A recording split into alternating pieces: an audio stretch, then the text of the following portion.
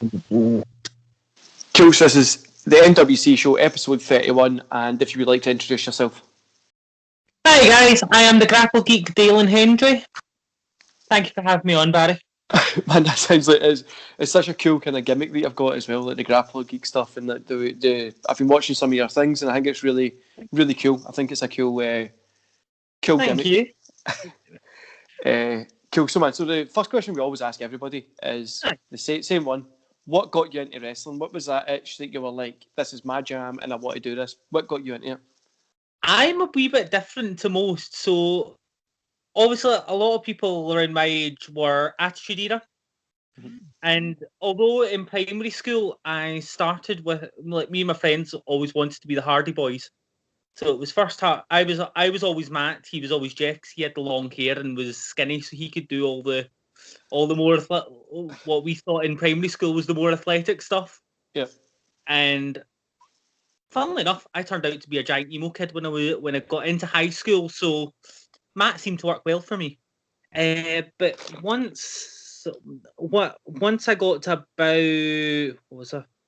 about 10, 11, my wee brother was born, and as kids do, you tend to wrestle with your brothers, or to parents, you just seem to be fighting.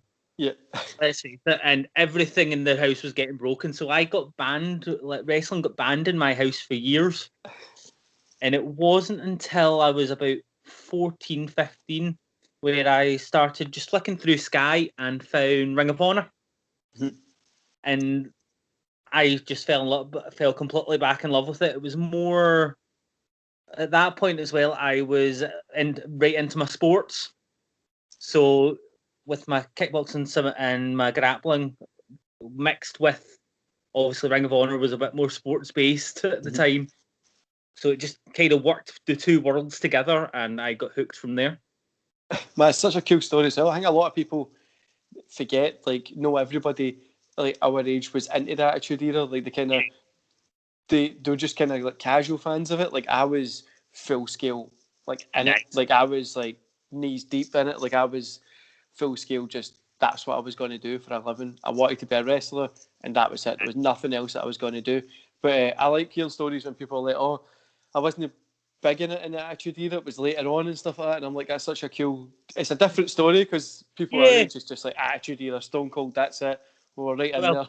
Considering I almost get Simpsons banned in my house once my things, I don't think the wrestling really stood a chance if my mum and dad actually sat down and watched it with me.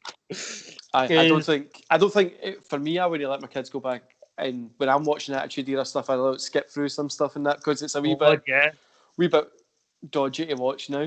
I can't imagine like me and my daughter watching the Attitude Era stuff. I think I'd cry. I'd be the one in the movies just going, no.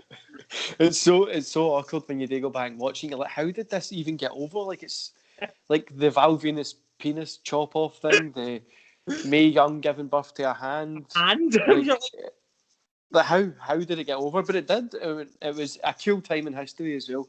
I think it kind of was a thing of the 90s as well, because they, especially from what I remember at the end of the 90s, everything was the more outlandish things you could find, the better. Mm-hmm. I mean, just look at the fashion back then as well.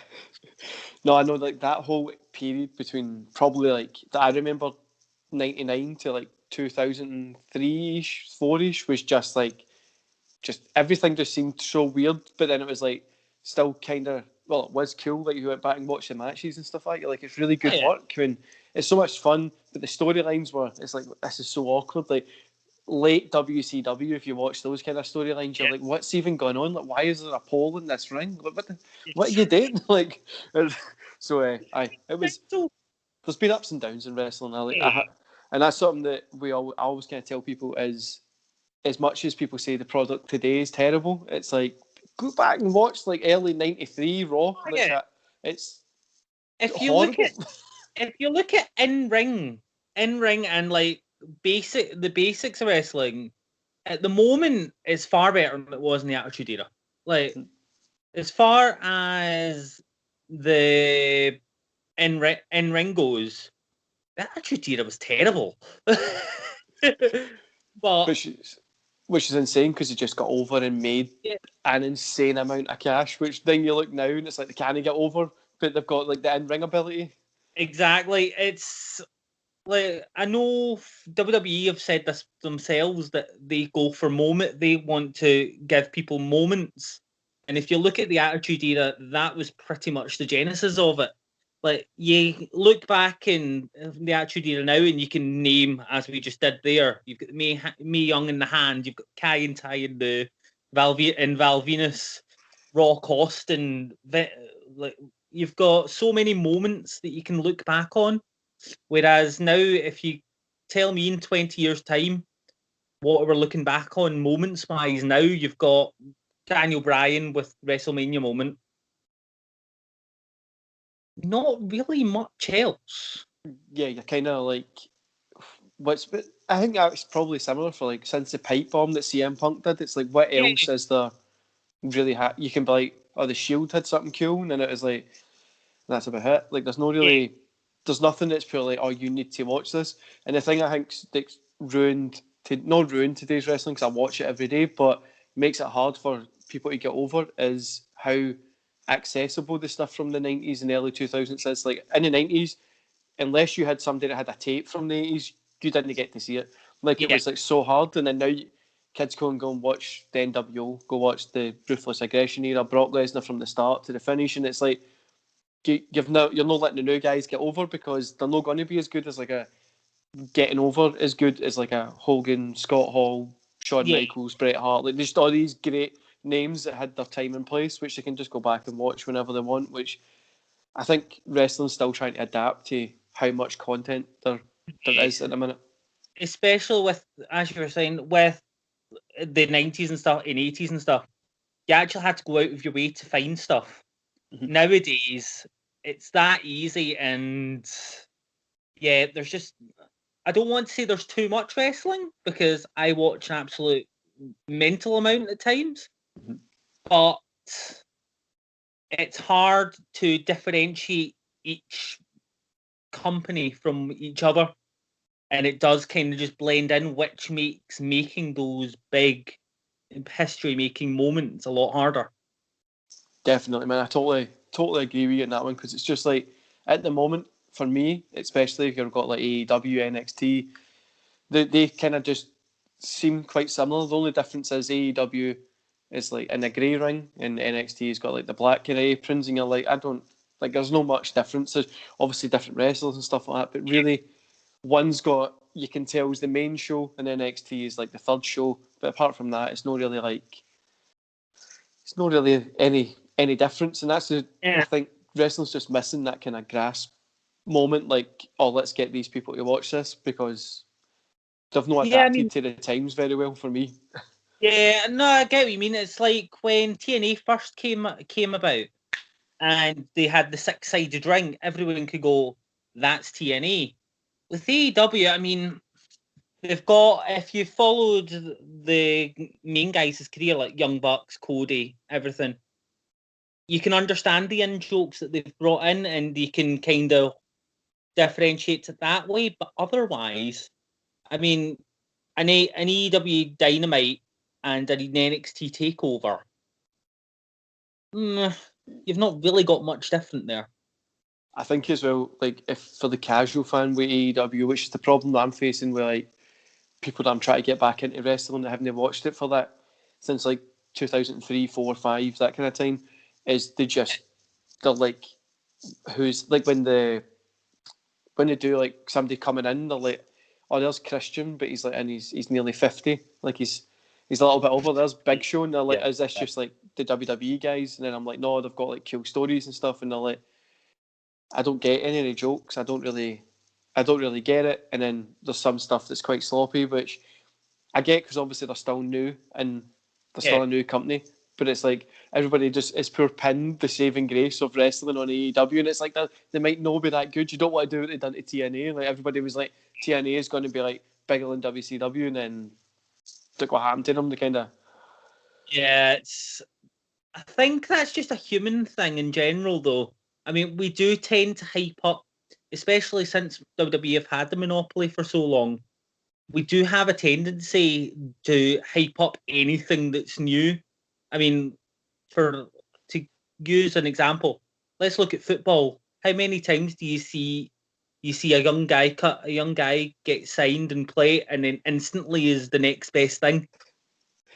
I know, man. I think it's a weird time to be a wrestling fan as well, because, like you said, there's so much of it. There's a place for everybody to go watch wrestling, and it's just like the AEW have their core fan base, which is like their core fan base. You've got WWE that have the kind of casual global fan base, and it's like everybody's got their own kind of place. You've got MLW, Impact Wrestling. People only just watch NXT, which is insane. Like, there's so much to watch at the minute. Yeah, exactly. I mean, my favorite since lockdown started last year, my favorite's been the ROH's Pure Division. Like, ever since they've rebranded the Pure Division and brought back like the more sportsy feel to ROH, it's been absolutely amazing. The foundation, even when they go a wee bit more of their outlandish side, like Taven and Vincent doing their whole sort of death matchy cinematic match thing. Yeah. Because they've made sure to ground everything with ROH, with the Pure Division sports based feel. Mm. It's not quite as outlandish and unbelievable for the rest of it to have like such a out there grudge match. And is that the kind that you like, the sports based kind of more sporty feeling to wrestling? Is that what you're really into? Yeah. That's what I've always been into. So ever since I got back into wrestling, I like things when it's simple and it's just we want the title. This is how we're going to build up to getting to a championship. Mm-hmm. And you get all the splintered stories from there of, oh wait, so that guy stopped me getting the belt, so I'm going to go after him now. My tag team partners blindsided me. Right, we've got a grudge match there. If you ground it in sports, to me, I can get behind it. When it starts going a wee bit too much to the entertainment side, I'm just sat there going, what's going on? I mean, I think I'm the only person on planet Earth that didn't particularly like it. But Otis and Mandy Rhodes storyline, I just didn't get. I was sat there going, what? Why is this on a wrestling show? If I wanted a rom-com, I can watch I'll watch a rom-com with the missus. Why is it on a wrestling show? I don't get it.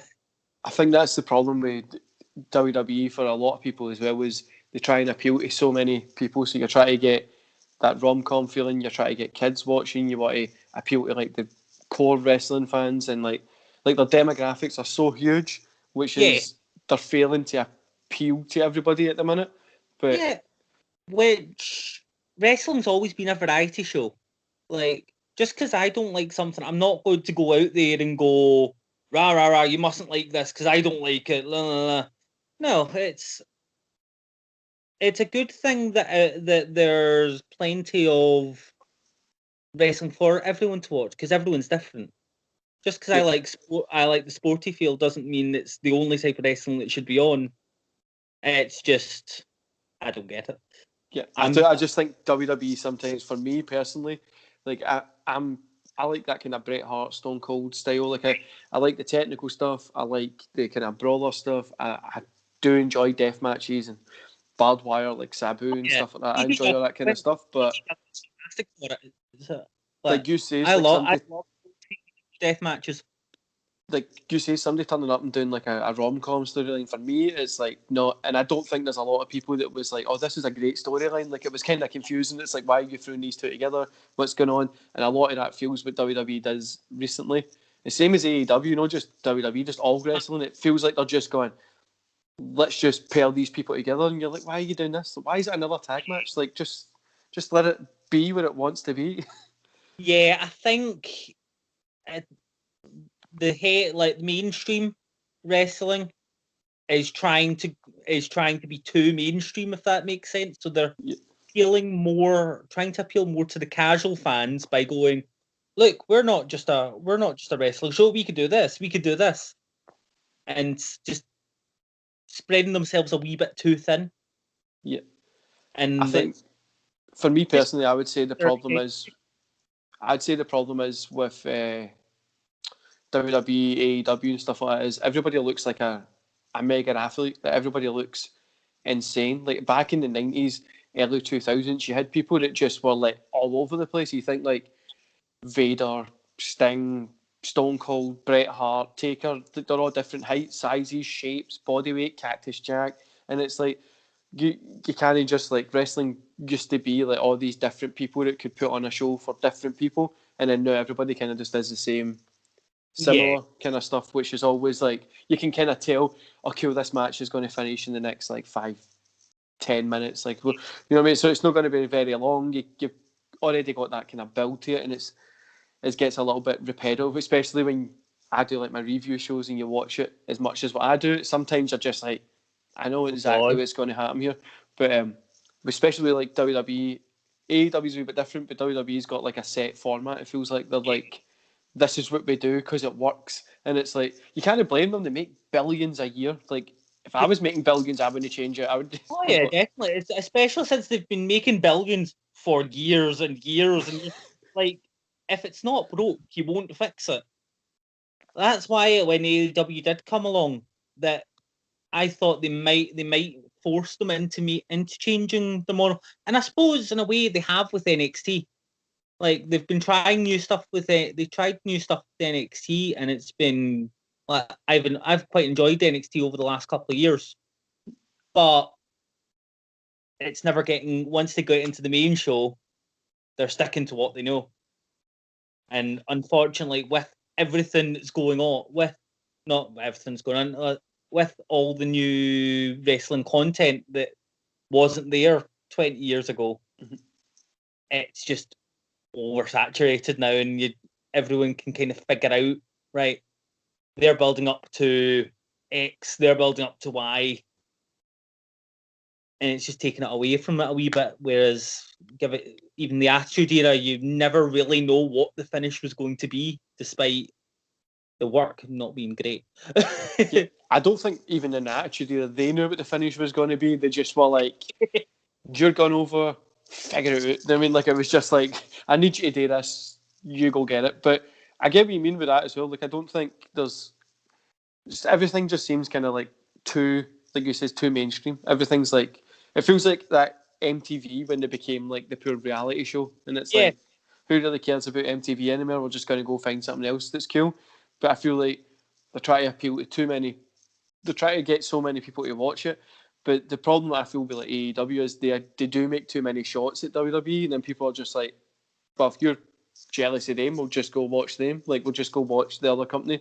And since AEW's been there, WWE's made more money than they've ever made. Like, last year was record profits of, was it like 4 billion or something? Like, and then the Peacock deal, which was insane amounts of money. Vince McMahon's like, well, it must be working. Like, you're saying the wrestling business is dead, but like, it must be doing something good. Like, yeah, exactly. I think AEW need to find a proper identity rather than just taking shots at WWE. I mean, as I was saying with Ring of Honor with their pure stuff has made a bit more of a sports-based feel, which is which is there. You've got MLW again. It's a bit more sports / like gang warfare style. That's their identity. You've got TNA when they had the 6-sided ring and we're bringing out all the cruiserweight, all the junior heavyweights. WCW with the cruiserweights, that sort of thing. I think it's just trying to find an actual identity rather than trying to mix and go for all the casual fans, which is the problem at the moment. Definitely, man. And just so people know, I love all wrestling. Like, I love AEW, NXT, WWE. Like, it's no like I have criticisms of it because I want wrestling to be the best it can possibly be. I want it to be back to like no the same style, better in ring work, but I want it to be as big as what it was that everybody was talking about it. That's why I criticise it. I still have. I've got a WWE network. I've got AEW pretty much always recording on my Skybox. I've got ROH. I watch MLW on YouTube. I'll watch if anyone sends me anything. I'll happily watch it, and I enjoy pretty much 90% of everything that I've watched. Yeah, it's just that last 10% where I'm I'm a wee bit pernickety about it, and I'm like, that could be better. I can see why people are a wee bit confused with this. So, going back to kind of you in wrestling, what was your first day turning up at training? Like, how did you feel about it? Were you like shitting yourself for it? Did you not have a clue what was going on? What was your kind of feeling, kind of turning up to that training class? I remember my first. So I was in uni at the time. Work just Christmas holidays, and I found Area 52, which is now Source Wrestling School. Just on, I was flicking through my computer one day, realised that their training school was actually in Linwood, so about 15 minutes from me on the bus. So took the bus over, got lost. I got lost. I got off the wrong bus stop and ended up having to walk about 20 minutes to find the training school. Got there about 10 minutes late, and thankfully they just started warming up, so I hadn't missed too much. But came in, and it was Nikki Cross, or formerly Nikki Storm, that was taking the session at the time. And I took one look at the warm up and was almost sick. So I'd been doing like a couple martial arts, and I was a swimmer in my youth, so I thought I was in fairly good shape. What I hadn't taken into account was that I hadn't done any exercise before that in about a year and a half, and I'd spent, obviously, as everyone does in their first year of uni and moving out with their parents, I ate an absolute load of shit. PG. Yeah. So I ate a load of rubbish, and I almost died in my first session. I couldn't even do a forward or a backwards roll at that point. But no, my whole thought process when I was starting was basically, if I'm no good, I can at least know people that I can chat wrestling about, and at the very least, I'll have people I can talk to when everyone else from my uni course has gone home for the holidays. Yeah. And I've now realised that I've been there 10 years now. Wow, I'm getting old. I think I went to the same wrestling school as you, so I went to the one in Linwood. It was in like a garage in the middle of like an industrial estate. But I was like 12, 13, so I was like really, really young. I turned up, it's like 12 new people. It was a Sunday class, so it was like from that 8 a.m. in the morning to 5 p.m. at night, so it was like a long day. But Tuesday, so I was Tuesday night. My first one was, no, if I want to do this, I'm just going to go to the whole like fucking 9-hour day, whatever it was. And then the guy was just like, it was a bunch of new people, and he was like, just go for a run around the industrial estate. Obviously, just to week out the people that don't want to be there. There's people being sick and all that kind of stuff. It was like a 3-hour run. I was just went and run because, like, I'm a really competitive person. So if you put me in a run against somebody, like, I'm not giving up till they give up. Like, they can win the race, but as long as you don't give up, it's fine. Yeah. Aye, so everybody left. Everybody was sick and started crying. And they went away home, and I was just kind of running. And I was like, "Man, I forgot you were even here. I'm so sorry about this." Like, you want to come in? We can start some training stuff. And I went in, and it was like me and like 4 other guys, and they were much older than me. They were like my age now, so like 29, 30, 31, 32. And I was like, who are these huge looking guys? So we just done wrestling training, practiced it, and then I fell in love with it ever since then. Like I ended up leaving the Area 52 or whatever it was called. People keep saying that because I'm like, I don't remember it having a name, but I don't know if I went that long ago that it didn't have a name. It was just called Wrestling School. Do you know what I mean? Like, it was the SWA guys that went there, and I was like, it must have just been called Wrestling School when I was there. Like, it didn't. I don't remember a name for it. I think I came in the last like 3 or 4 months before we went to Govan. Aye. Or Ibrox, rather. But that was actually funny. The first time I had to do a run in Ibrox, I, for some weird and wonderful reason, turned up to training in a Celtic top. So you just have me running around Ibrox Stadium wearing a Celtic top. And in my head, just going, right, if I stop, someone's going to lynch me. So I just keep running and running and running. And people that don't know, it's Celtic Rangers in Glasgow, and if you wear your Celtic top and Rangers areas, it's not very good. And if you were your Rangers top and Celtic areas, it's not very good either. But so I just stick to my Dumbarton top. You never know whoever they're playing. But no, I think I can't even remember the name. It must have been called Area 52. Like it was the guy that Ricky Taylor had on, and he was like, "Oh, it's Area 52," and I was like, "It rings a bell, but I don't know." I think I was that young, I didn't know it. But I ended up going and training in Holland for a wee bit with my friend. I met a guy at a wrestling show, and he's from Africa, but he's born in Russia, and he was like 6'9", 7 feet, like he was huge, and he was like I'm going to Holland. I was going there to work for the summer. I wasn't rich or anything, so I had to go work places. And it was like, "Oh, why don't you come and we'll train?" Like, we're training, and we're just like best friends ever since, until I broke my neck, and then I had to leave wrestling, which is a pain. But I was like, this was what I wanted to do, and then that's how I fell out of love with wrestling. So for a good 4-year period, I missed that whole like 2010 or right through till like mid 2010, right through to like 2013 time. I was just out of it. I was like, I don't ever want to do this again. Like, I don't want to even see it. Don't want to talk to it. After breaking your neck, I can imagine why. It was my own fault, so it wasn't anybody's fault. But it was just like, I was like, I don't even want to look at it. I can't do it, so I can't look at it. But then I grew up, got a bit older, and I was like, nah, I do like it. And then obviously COVID came and got me able to kind of start this. But the itch that I have to get back to like a training class to do like wrestling stuff, or even go back in the ring after I've trained, because I probably forgot half of it by now. But I'm like, the itch that I've got to get back in is unbelievable. But I'm like, my injuries just can't allow me to do it. To be fair, I'm not. I know the feeling about forgetting after this COVID year. I ended up getting myself a grappling dummy, so that I don't forget everything, because I couldn't imagine coming back after 4 years, because I remember absolutely nothing. My memory is terrible.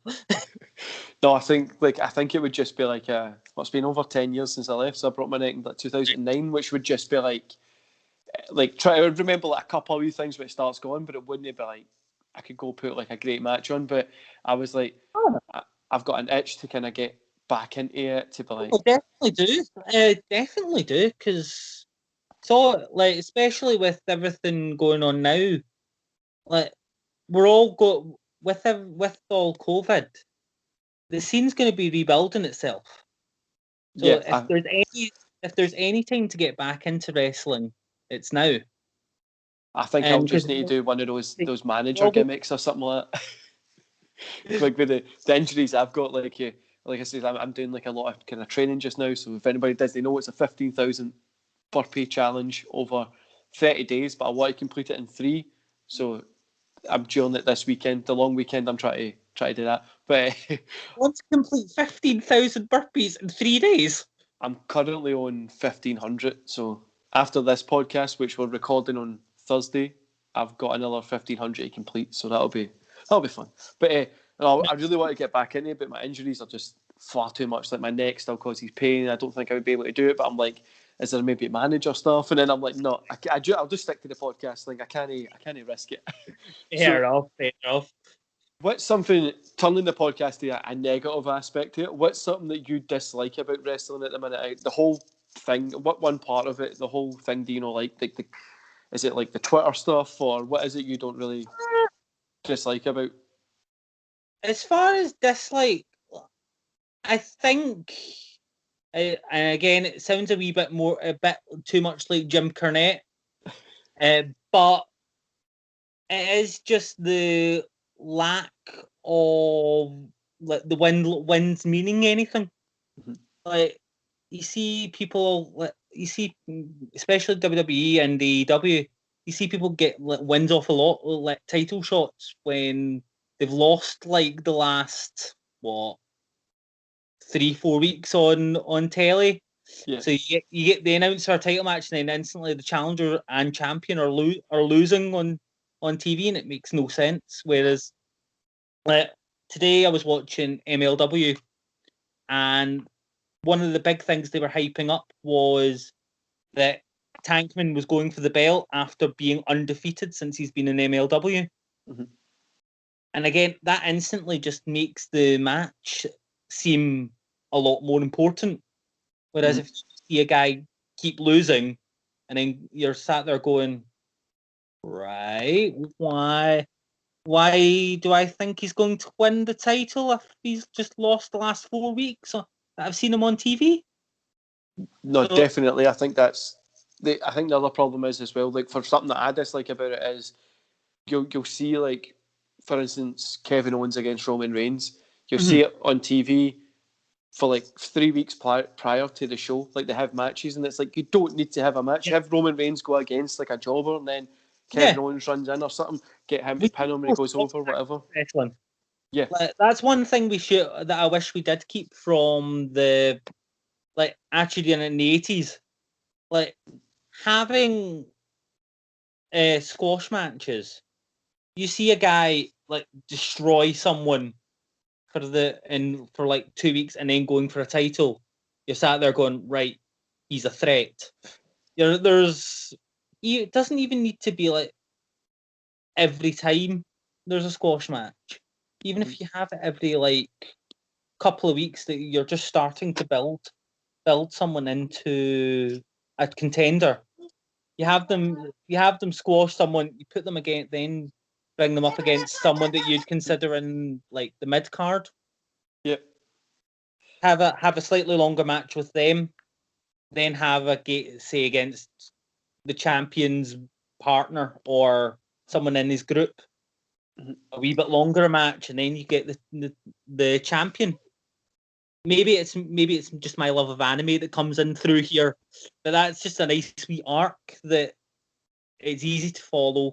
It's built the guy up so that even if he loses, he's just beaten these three.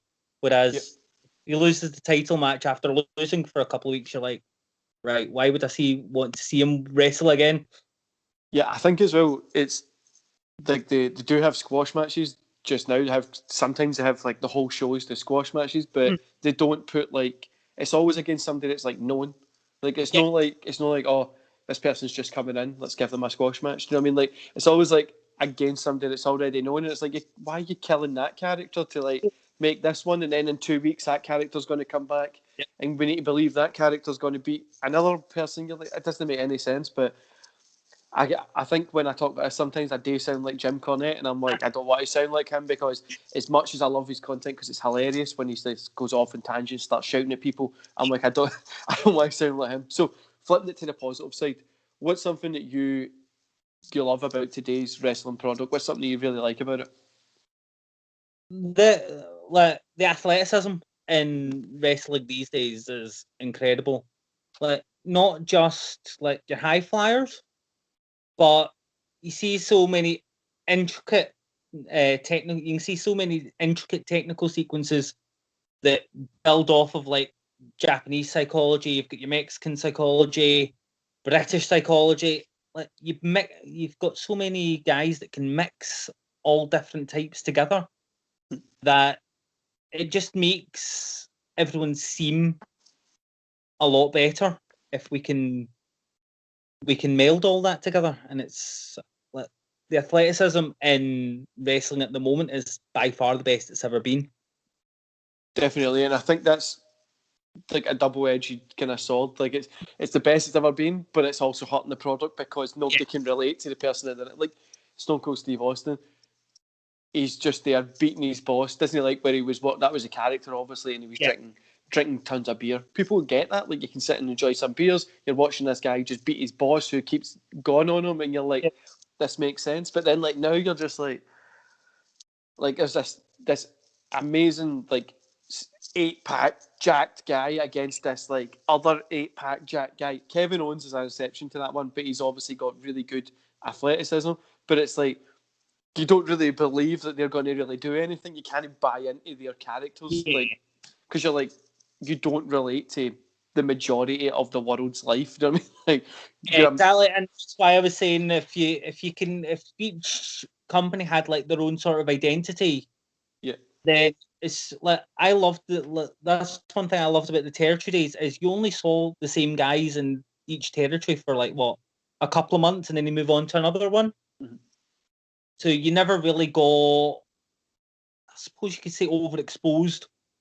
And to see them every week it is, as you said, they're just melding together, and because these days it is so much more athletic, it does kind of just meld together a bit too much, unfortunately. Yeah, but and it just seems like you see the same like 10 people. Like you've always got the same 10 guys or women just kind of doing the same thing, and it's like there's no really like reason to these guys always being there. And it feels like, for instance, Seth Rollins. I'm not a big Seth Rollins fan, or Daniel Bryan. I'm not a big fan of those two guys, and it's like, but I get they're good in-ring workers. Everybody always shouts at me for saying that. I'm like, I know they're good. I just don't like them. That's my opinion on that. Everyone's tastes are different. But I'll like, go on record saying that I think Daniel Bryan's possibly the greatest wrestler of all time.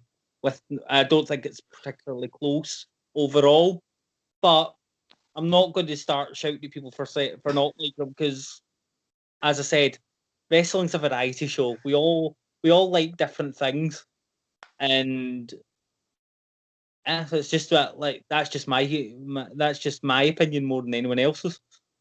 no, definitely. I think everybody's got their own opinion. Like people can enjoy something. Like you love Daniel Bryan. I think he was probably would. I don't like watch his matches. I don't go out the way to like, but I'm going to watch this guy. Like I don't get it at all. But like if you think about it, he's kind of been in the limelight of wrestling for like 10 years now, and it's like he's still the same guy. They've not done anything different with somebody else. Do you know what I mean? Apart from that, I think the nail in the coffin for it was for me with Daniel Bryan was the whole wooden belt look with the Save the Planet stuff, and I was like, nah, that's it.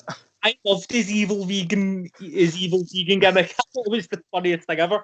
I think part of that though was because my cousin's a vegan, so the idea of I kind of put him onto her, and it just made me laugh every time.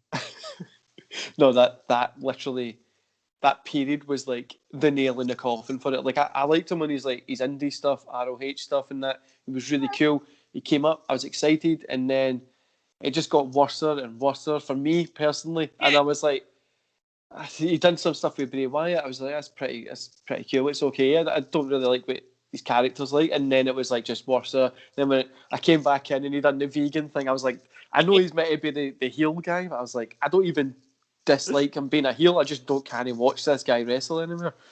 But well, as I said, it's each their own. You know, I think that's a really Scottish thing. Every Scottish person I speak to just kind of say like just like what you like. Like I don't care if like I didn't particularly enjoy some things in AEW and NXT when I was reviewing them. People comment and go, "Oh, but I love this," and I'm like, "That's good for you." Like, do what you want. Like, I don't really care what you like. I mean, like something, you like something. That's the world.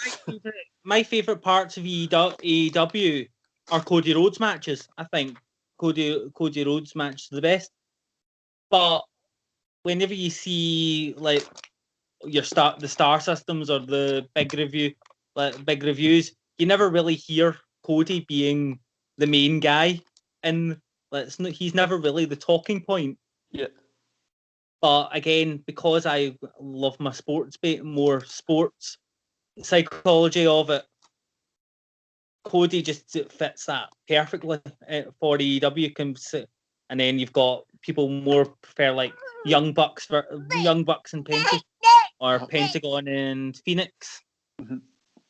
See, for me, AEW has too many guys. Like they've just brought in all the independent guys, and they've no like people don't really know who the Young Bucks are. As much as wrestling fans can be like, "Oh, the Young Bucks are there," my partner has no clue who they are. Like she watches WWE and like NXT, WrestleMania. She comes around like she's not that big wrestling fan. She's just kind of casual.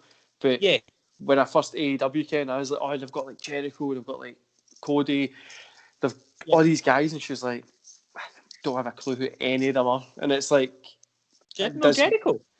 She knows Jericho, but like apart from that, it was like Jericho, and then she was like, "Is that Stardust guy?" Like, and I was like, "Aye, it's Stardust." And she was like, "Cried if someone told me about, because if someone hadn't told me about Dash and Cody Rhodes, his dashing gimmick was amazing."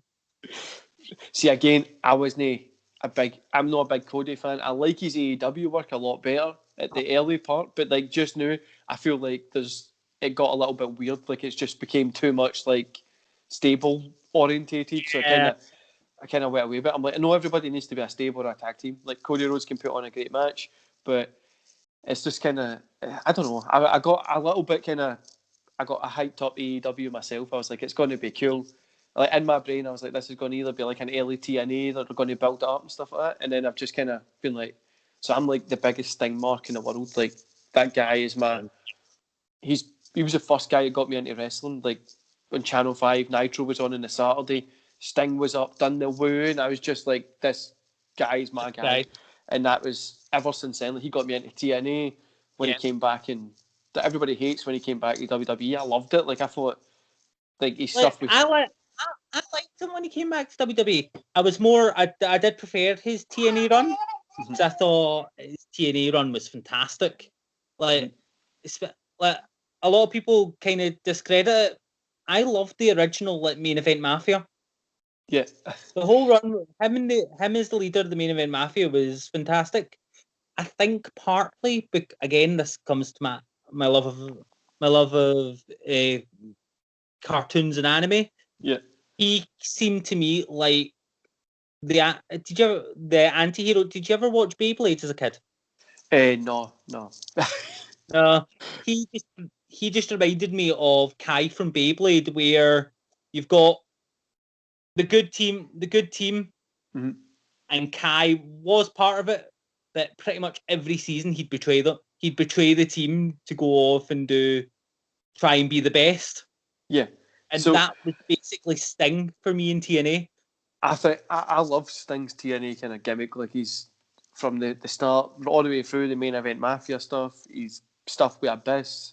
He's Kurt Angle match. He's the Lockdown stuff. That was the first Lockdown. 2006 was like the first one that I really, or 2006 I think it was. I seen, and it was like, I was just like, this is insane. And that's got me into AJ Styles as well, when he was like climbing up to the top of the cage to do like a jump on the ladder, and I was like, this guy's insane. Which is TNA was cool back in the day, and the Main Event Mafia stuff it really goes under the radar. It was quite like the WCW's Millionaire Club. Like, if you remember, that was like Sting, DDP, Kevin Nash. That goes under the radar, but it was so cool. Like, these guys were just like, we're getting millions a year to wrestle here. Let's just make that our gimmick.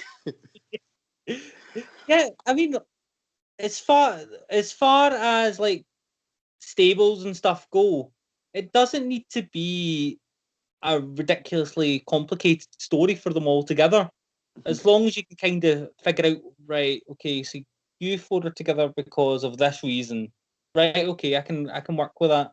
Whereas you see stables at a lot of places these days, and like, I still don't understand really why the Pinnacle are now together. I don't really get why there's half the stables in AEW, like the Nightmare Family, the Pinnacle, which the Mystic calling it the Outer Circle, like the Inner Circle, the Outer Circle. That would have been over like anything, just to like the Outsiders when they came to, they could have done something like that. But it was just, it's kind of like, why is there so many stables? And the stables don't ever really fight against each other. Like, they're always kind of just like doing their own stable stuff, and it's like, what you doing? I think that's maybe things. I love New Japan. The way they do their factions in Japan are great, because you've got, like I was saying earlier, you've got if you're wanting to get to the champion, you have to go through pretty much all his group to get there. Mm-hmm. That's a nice, easy story to tell. You've got right, these two factions are fighting. Right, that explains why you two are now in a match. Yeah. But if your stable is only formed because you were about to get kicked out of you're about to get kicked out, even though you thought you were outsmarting everyone. So why did you start? I was like, right, okay, I'll bite for a couple of weeks and see how this goes. And it's not even been a couple of weeks. It was literally like a week, and then they've already got their revenge back. And I'm like, you could have played this for months. Like, why has it happened so quickly? So coming into the end of the podcast, we have 3 questions that we always ask. I've sent you over 2 of them, but 1 is a secret. So the first one is, who's your favourite wrestler of all time? Well, as I said, Daniel Bryan's or Bryan Danielson is my all-time number one. Closely followed at the moment. Well, I say at the moment, closely followed by. No, am I allowed to say his name? Benoit. You can say whatever you want. We always need to say after that is we don't agree with his actions outside. Anything he done, obviously we don't agree with. In ring work only. In Aye. ring work only. It goes Danielson, Benoit, Regal. I always get awkward saying Benoit's name as well because like I've been doing a lot of WrestleMania top 10 lists at the minute and he comes up a lot and I'm like, this sounds so bad saying this. And then when you say but, you're like, I don't mean but. I just like just that time and that period of that history point there. No, like what he done after it, which is so hard. But again, Regal's another guy that I never really got into. Like I find it so. I know he's a good wrestler, he's a good in-ring worker, but for me, like it's not like a heel thing. It's just like I don't buy into it. Like I don't, I just don't get it. Which is so annoying because I'm like, I really want to watch some of these matches, and then I try and watch them, and I'm like, oh, this is so boring. Like I think it's that. I know you said you like that style, and I've kind of contradicted myself saying I've been enjoying watching your stuff, but then I don't like that style. I don't know. I enjoy watching it as I'm older, but when I was like younger. Oh yeah, when you're a kid, that's not the stuff you go to when you're young.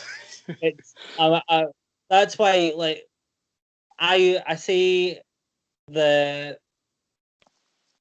I love the style, but I completely understand why some people get turned off by it, especially if there's not any like character work or anything to go alongside it. Like my favorite wrestler just now, like to watch, is Timothy Thatcher. Yeah, like, I loved him, but I can like if I was to watch that with my little brothers, he wouldn't be the one. He wouldn't be the one that they'd pick up on first. No, see, I like Timothy Thatcher, and I think something that put a bad taste in my mouth was Bob Backlund. I cannot stand that guy at all. Like his style, it's so boring, it's so slow, and it tires me out. And I think that just put a bad taste in my mouth for like the William Regal kind of stuff and that. I for some reason associate him with him, and I know that they're not the same, but in my brain it's just like they two are the same. Like possibly the most underrated wrestler I know, Norman Smiley. Yeah. If you watch Norman Smiley, you go. Most people remember him for like the Big Wiggle in his WCW run, but if you actually watch like his UWF run and his Black Magic run in Mexico, Norman Smiley is the man. Like I didn't really pick up on him until I was a lot older. Like I was maybe I'm now 28, so it was only probably about 3-4 years ago that I started watching Norman Smiley matches. Yeah, but he is phenomenal. Yeah, definitely. Like I think a lot of people should go check him out and kind of his older stuff. His WCW gimmick was embarrassing to watch, but before he did actually do good stuff. So the other question is, what's your favourite event of all time? What's the kind of event you could sit down and just watch all the time? What's your favourite event? Full show. Probably ROH Unified. ROH Unified was incredible, and most people will say it's a one-match show from Danielson and McGuinness. The whole show is phenomenal. Like it's, as most of it was back then. Like you had such a deep, like half the roster of WWE is made up of Ring of Honor's old alumni from that period. Now you've got Claudio, you've got Claudio, you've got Seth Rollins, you've got obviously Chris Hero was there. He's now left. It's actually really funny looking back on old ROH and then looking at the product in WWE today. It's like I knew you before you came up. I knew you before you came up. Yeah, I think ROH is something that I didn't really get into when I was younger. It was when I was older, I went back and watched it, because at that time period I was just kind of like, as a TNA guy, going back and watching all ECW stuff and things like that. But then I got into it when I was older. I feel like at that point in my life, it was like that sports-based style was just like, I think the first time I ever sat down and watched ROH was Abyss versus Jeff Hardy. And Jeff Hardy was doing like his cool stuff, because I loved watching him do like his insane flips. Like, I still love watching Jeff Hardy. Like, as I said, I watch pretty much everything that I can. And like I say, I love my sports-based stuff. Then on the complete opposite end, like I love comedy wrestling. I love, like, Orange Cassidy is fantastic. She's another guy I can't stand, man. I have a really specific middle ground of wrestling. Like, it's like a really middle ground of wrestling which I enjoy, and it's a really wide ground of wrestling, but Orange Cassidy just falls at that side of it. So you've got like your Bob Backlund's, Regals, and Daniel Bryan's at this side, and you've got what I enjoy, and then Orange Cassidy's there, and I'm like, nah, I can't handle like the hands in the pocket and stuff, and it's just like, please don't do that. You're just making it really embarrassing for me to watch. Him and Pac, I just the entire time, because you just see Pac getting so angry, and Orange just sat there going, "Yep, I'm here."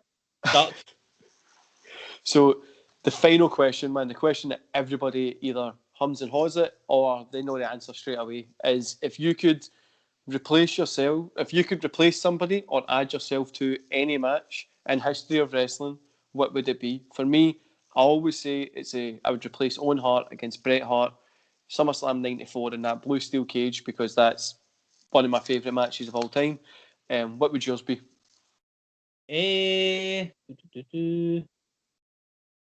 It's not so much a match, but I'd probably put myself in with Zack Sabre Jr. in the Cruiserweight Classic. Like him versus, I think it was him and Kota.